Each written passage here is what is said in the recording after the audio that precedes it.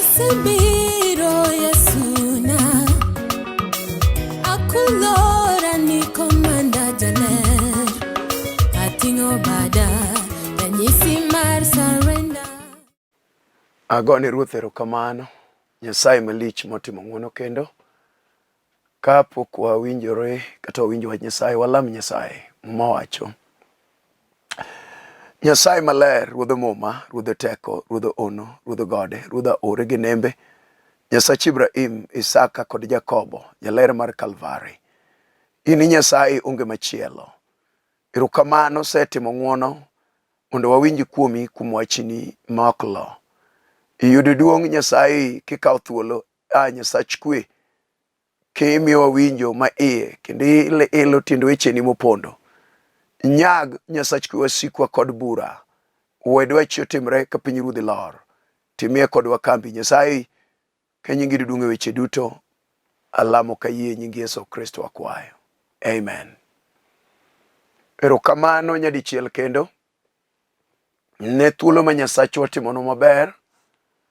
Mondo wawinji kuome. Wach mwabiro yudo kawuono wayude kitabu mar Wuok 14 matindo 11 nyaka 16. Wuok 14 matindo 11 nyaka 16. Duond somo. Kendo negiluwo ne Musa niya, nikech kar liete ne onge Misri, emomiyo ikelowa mondo watho e thim. Marang'o isetimonwa kama? Kigolowa ae Misri. Ok ma e wachno koso mane waluoni e Misri. Kwa wacho, wewa mondo wati ne jo Misri, ne wera bernwa kwa tiyo ne jo Misri moloyo kwa tho e thim. Kendo Musa nowacho ne ji, kik uluor, chunguru mos. Une warruok mar Jehova ma enotimnu tinende. Ne wera jo Misri museneno kawuono ok nuchak unegi kendo nyaka chieng'. Jehova nokednu to un unuling' aling'a. Kendo Jehova nowacho ne Musa, marang'o uywakna? Wach ne nyithind Israel gidhi nyime. Kendo in ting' ludhi irie lweti kuom nam. Kendo ipoge mi nyithind Israel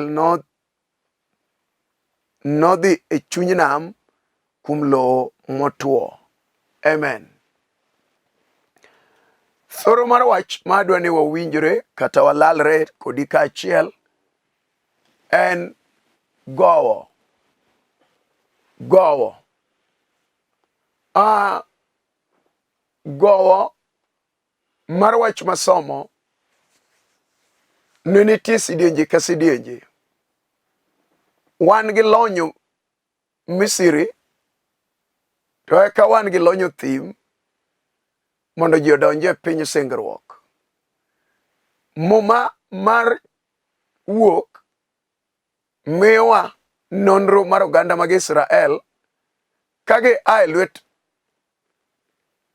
Misri kama nyo gine wasumbini. Ge ae lwet Farao, ruodh Misri, jal manyo ketogi e twech kuom higni 430.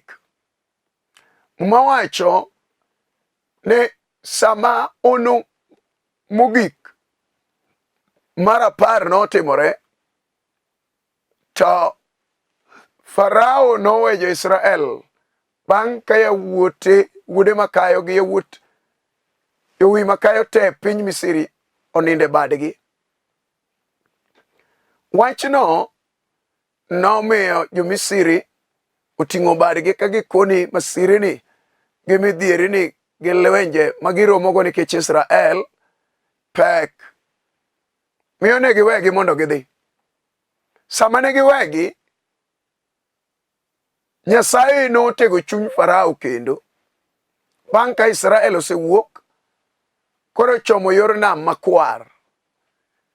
Ne giwuotho bang' ndalo 3 adek to gibuoro e bath nam. Sama ne gibuoro, Nyasaye nochako jiwo chuny Farao, wasik Israel, ma jomoko tero ne wach ni to mar ang'o wayie mondo wach ni otimre. To ma wach manade ma wasetimo ka wayie mondo Israel, wasumbwa manyo tiyonwa, manyo gero pinywa, waweyo mondo dhi to wadong' ka jok mabiro konyowa onge.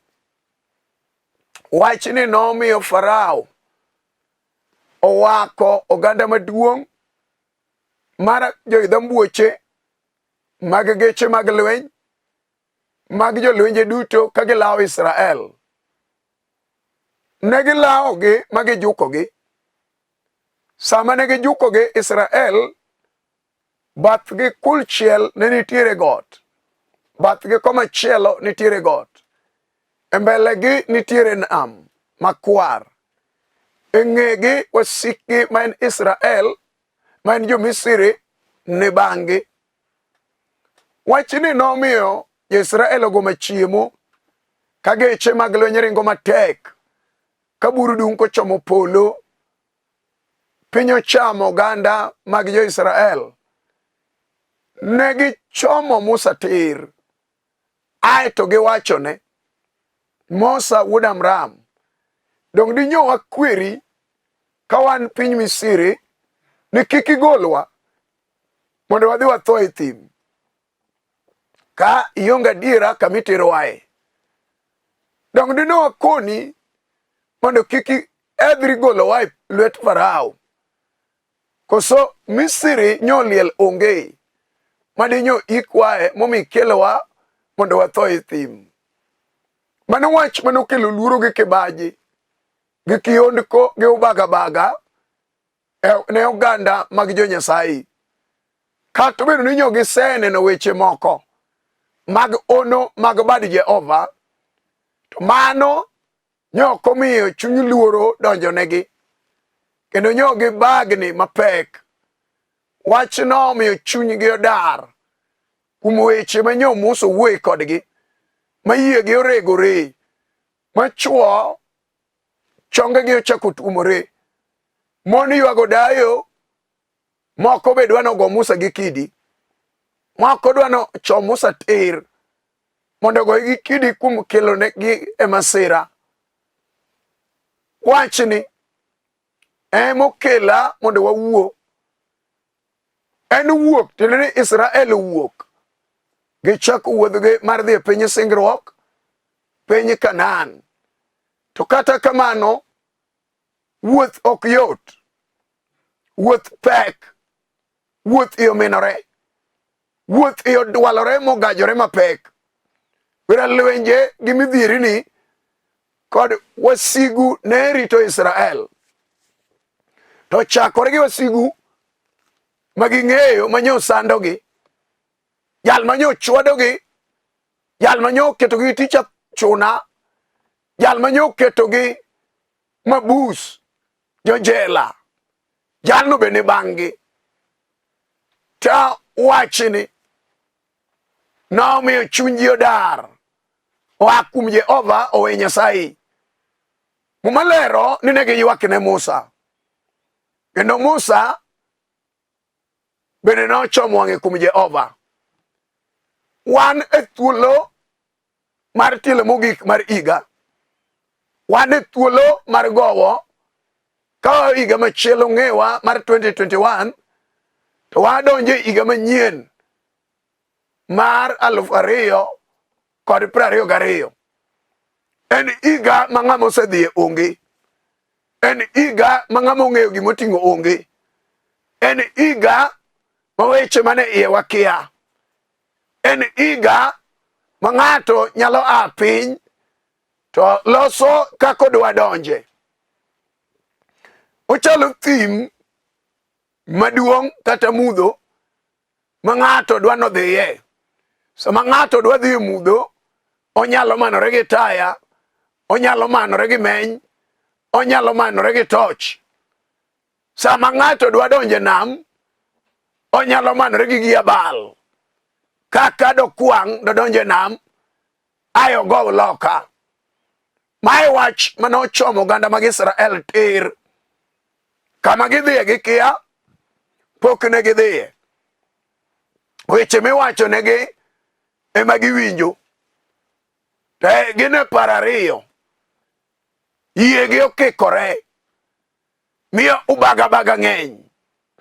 Wachni momiyo ka gineno lweny mag geche mag jo Misri kagiro matek dio bang'gi, wachno nobedo malit ne nyithind Israel, momiyo chunygi noparo gimomiyo Musa nogologi mondo githo e thim, mondo gilokre kitundu e pewe nono. Wachno nomiyo giywak. To mae gima dwana wuoye kodi, wira wan gi weche machuo gi mon nyo kale e higa manyo kaloni makoro wachomo tieko. Wan gi gik ma ji nyo neno mapek. Wan gi lwenje ma jomoko nyo goyo. Wan gi midhierni ma jomoko noromo go.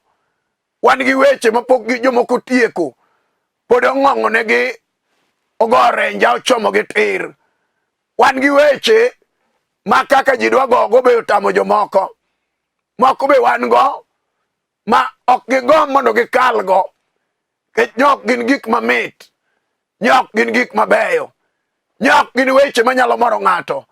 Nyok gin weche manyalo miyo ng'ato dhi nyime kata dongore. Ginyalo bedo weche mapek. Ginyalo bedo weche mag lwenje. Ginyalo bedo weche mag odekre. Ginyalo bedo weche nyaka mag wasigu moting'o wigi. Ginyalo bedo weche nyaka mag range mag miere. Ginyalo bedo weche ma ng'ato samoro go orado go apoya nono ka ok ochano. Ginyalo bedo mag thoe kata liete ma samoro jomoko yware go. Mano wach manyalo bedo mapek.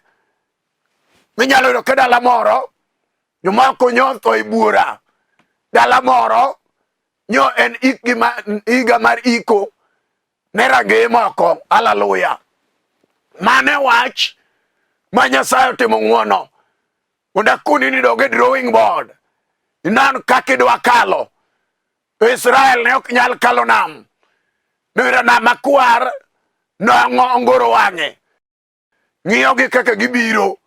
Wasigi ma en jo Misri. Farao gi geche lweny gambuoche. E joge marateke. Bende ni bang'gi gigegi mag lweny. Wach no pek ne Israel. Wach no tamogi kaka gitim nono. Luoro Nyasaye momiyo wach Nyasaye notiyo. E dho bath nam makwar. Wira Nyasaye no neno ka chunyi ochako bedo gi ubaga. Gone Ruoth erokamano. Duonge pak odog ne Yesu ja Nazareth. Nyalo manyalo miyo ng'ato kata ogik kama tek. Kata ng'ato ogik kama keko kal onge. Kata ng'ato ogik kama geno lalie. Kata ng'ato ogik kama piny odhiere nono. Kata ng'ato ogik kama piny oronde. Kata ng'ato ogik kama okone yo madomuom go kal. To weche matimore ng'e bodhiere. Yamo makudho mak apiny. Magidore mag washike. Yamo makalausi. Maywayo gik moko. Marayuoi mochome tir. Wachno nyalo miyo ng'ato chunye dar nono, chunye parore, chunye dang'ni, chunye wuotho. Mane momiyo Nyasaye okelo wach. Miyore kaka idwa kalo. Idwa ni kal nang'o idhi loka. Idwa ni muom nang'o idhi loka.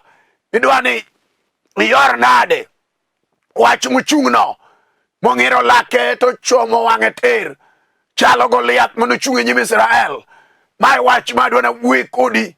Nende ne ka jo Israel. Gin ging'iyo Musa. Musa ng'iyo Jehova. Wasigi bende bang'e. Gingoy machiemo. Koni ma kaka watho e thim malit. Mae kaka wadong'o yokre. Karingere otiake pap. Mano wach mane lich ahinya. Warao to chunye odar. Ligangla ne dwaro nang'o remo. Ligangla dwa bilo rem jowasike. Eno chodo kawaya. Raso chomo lweny kagiro. Diwe pap okodew. Ni magi joma nyo. Nyasaye dwaro mondo dhi olame. Wene tikore mana kodgi. Ai kargi olal kamano. Paro gik ma Nyasachgi no. Nyo time ngimana. Paro gima Nyasachgi no. Nyo time dalana. Paro gima Nyasachgi no. Nyo time piny ruodha. Nyo maya moro maya kwe. Miyo nyaka nyathina mageno. Uninde bade uninde bao. Wachno ne lit ne Farao. Miyo nowuok ka pi wang'e chwer. Kono Israel nyaka nong'e ni an bende an thuon. Ajatelo momanore gi lweny. Nyaka nanind kodgi e lowo. Makargi olal meru. Goane ruoth erokamano. Wan gi wasigu manyalo thiano ne ng'ato. Kata ng'ato nyose goye gi koiga. Kone ok wayiene mondo kal. Kata ng'ato nyose minore gi weche matek mag piny. Manyo yware kode. Kata ng'ato nyoromo gi lwenje. Mogo kalakgi. Weche manyo diye matek. Manyo tame kako kadhi. To muomo mana matin. Hallelujah. Mungu dogna mena. Mane wach mwasiki. Nyalo dok e drawing board. Mondo gikoni kapok okalo. Pok nalo sudo mabor. Pok oyombo pok odhi. Ne kaka wanyalo abang'e. Walawe waduoke. Nyo wawacho ni ok okal higani.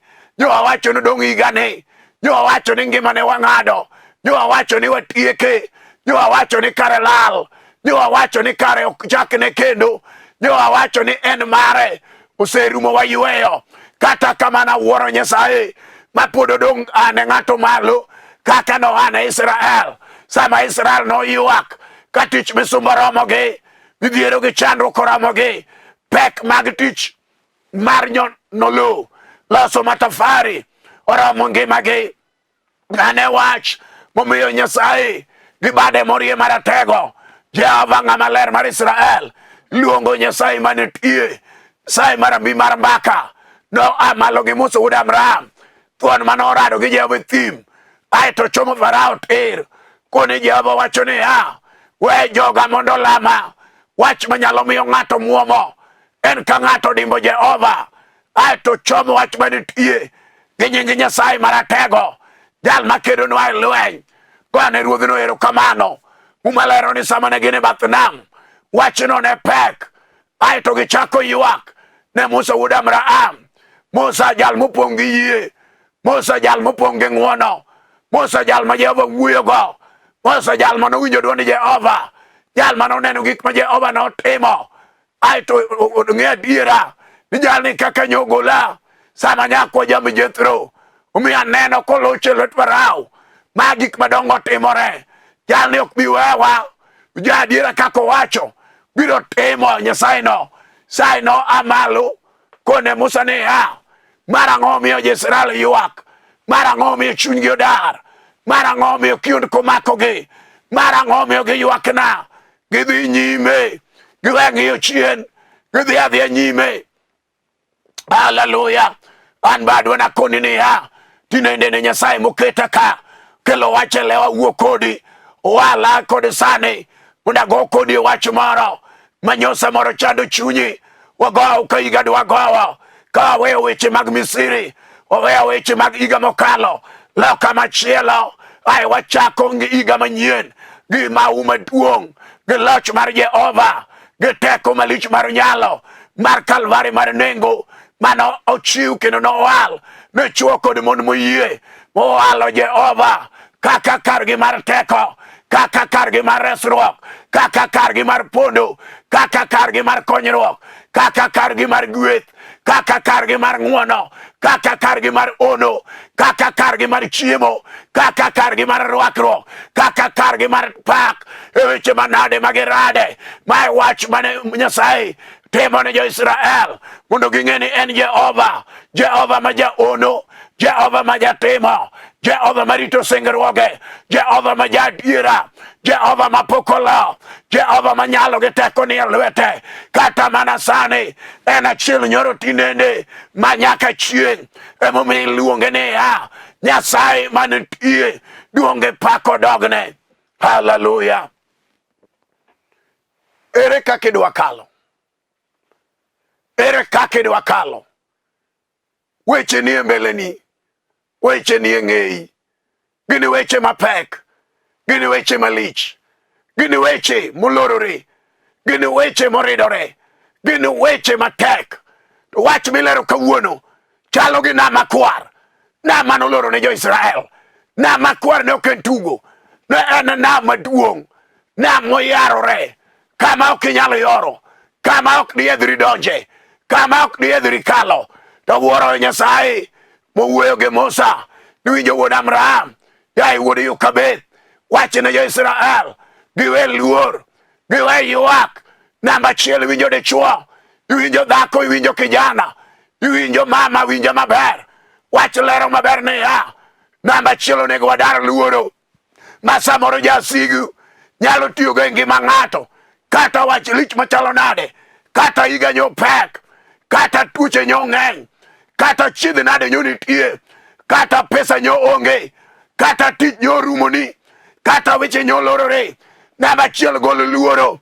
Aeto irwak chir, iwacho ni winjo Jehova kaka in jakwath maber, kaka in Nyasaye maludhi godunga ni ema oya tinende ni Nyasaye no nyalo ani malo, nyalo teri e lum mang'ich, nyalo teri e pi mokwe, kaka ondike Zaburi 23 ni Jehova Nyasachwa no nyinge maratego noritwa, bade malich nosirwa. Jehova nopedho mese nyim wasikwa, noolo kombewa mao piny mbele wasikwa ka gineno wach manotimore n'oganda mag jo-Israel. Farao noneno masira sama mach, siro mar mach no ae polo, aeto dok e ng'e jo-Israel, ogeng'o n'oganda mag jo-Misri, aeto oket mudho mandiwa, otamogi muomo, wach motamogi kalo. Kaeto jo-Israel Nyasaye omiyogi chir sama gisedaro luoro, sama gidaro bagabaga, sama giwe ywak, gichomo wang'e tir kuom wuon nyalo, wuon teko, wuon resruok, wuon gony. Luonge Jehova Ratego, ok odewore. Haleluya. Ni wach manade mikale, kata obedo wach mosewiro kodi, wach manyomi dar, iwuok e odi, chino goli e keny, wach no nyo teko go kodi oko, wach manyo ridore, manyo miyo samoro pesa orumo e lwete, mohala manyete manyo rumo, oduono molal mero, nyalo bedo tich mane timo, chine no thale lweti oko, bang' ka weche nyo biro mapek, mag tuo magalagala, mag yamo mag korona ni, manye dong' nono, chamo dech umigi maber onge.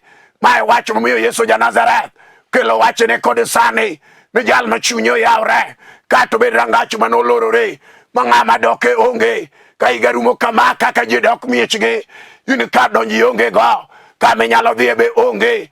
We wasigo loro ni oko, gone Ruoth erokamano. Wan gi joma kata udi mar donjo, mat kata ot matin machalo od onyinjo, onge go dala, kama do dhiye onge. Dhano dhi miechgi nodong', kwame boma odong' e taon. Mae momiyo yalo Yesu amina, ng'ama ler mar Israel, jal mabiro kalo gi ng'ato, wach mogoro ne ng'ato mapek. Nyalo bedo dhako ma jochiende ne otame yore mar nyuol, ne giloro iye kod bilo, ne giloro iye kod ndagla, nolor iye kod juok, miyo kare mar neno nyathi onge. Chindo kelo segete maguoro iye pile ka pile, ka dwe oloko neno masira, en obedo gi rarieo, gima riwore iye machalo thuol, mane momako ngimane, maka ndalo gede ram, madogam remo thuond no, lokore iye chamo remo. Gone Ruoth erokamano, jal manyalo kalo gi ng'ato, ma ng'ato e weche mag Misiri, manyo kete jela, manyo miyo en misumba, manyo miyo oywagore, mamiyo nyo chamo pi wang'e. Unyalo bedo ot ma jachien kong'o, ogoye madu machamo dala, jalno ero ok nyalo dongore, chiende chame gi kong'o. Mano chuny minyalo dar, nyalo bedo chuny juok. Haleluya. Mar remo maranga gi ng'ato, mano age nyuolne, mano age tinne, gino dongo kode to kodwar, osine kaka dowe otame. Wach milero mar Jehova mano miyo nam makwar nowe obaro ne Israel. Musa Nyasaye wuoyo go, iwinjo wuod Abraham, dhi adhiya nyime, sika oludhi siem nam.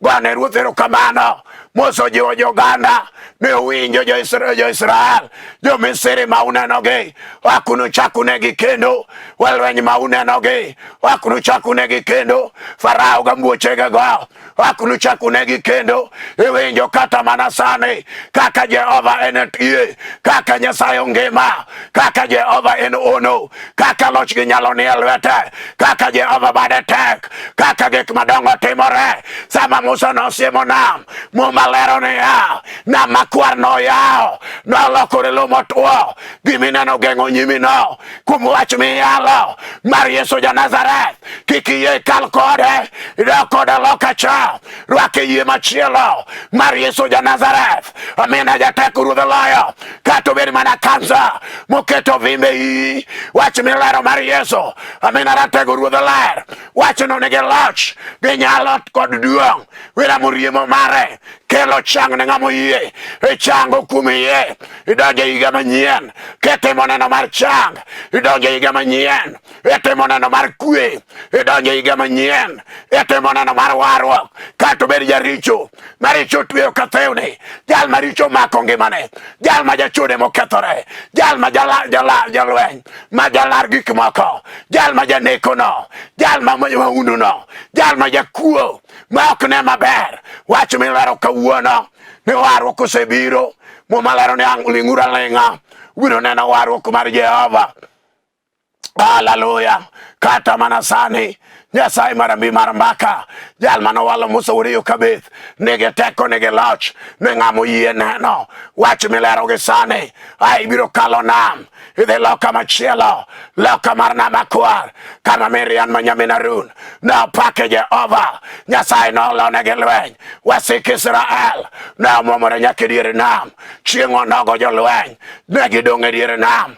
Ubed tuo mar kansa biro dong' e diere nam, ubed tuo mar neko biro dong' e diere nam, ubed tuo mar ndulme biro dong' e diere nam, ubed tuo mar unwa biro dong' e diere nam, ubed tuo mar juogi biro dong' e diere nam, ubed wasigu mag jogi lang'o biro dong' e diere nam, ubed ajuoke malawo ngimani biro dong' e diere nam, ubed dhako madwaro nyathi lor dong' e diere nam. Aeto ikawo nyathi ibero dhako madhodho, agone Ruodhno erokamano. Ubed nyako madwaro ode, chuny mar bedo ni migogo moloyo papoko, Yesu nitimo ono, ikal gi Yesu ja-Nazareth. Iwinjo ibed ng'ama onge ot, Yesu nitie machiwo dala, Yesu nitie machiwo rangach, Yesu nitie makelo ot. Yie alam kodi Nyasaye, kata obed mana tich ema onge. Jal malero sani, jaler mar Israel, jal makelo warruok, jal manobaro nam. Nyasach alama, Nyasaye maratego mar mbaka, Nyasaye mapokolo, Nyasaye manamo winjo nyinge, Nyasaye urito singruoge, Nyasaye maratego mar ono. Iyo duong' manyaka chieng'. Iya malo ne dichuoni, iya malo ne dhako maywakni, iya malo ne chilel molewni, iya malo ne rangach molorreni, iya malo ne nyako maonge odeni.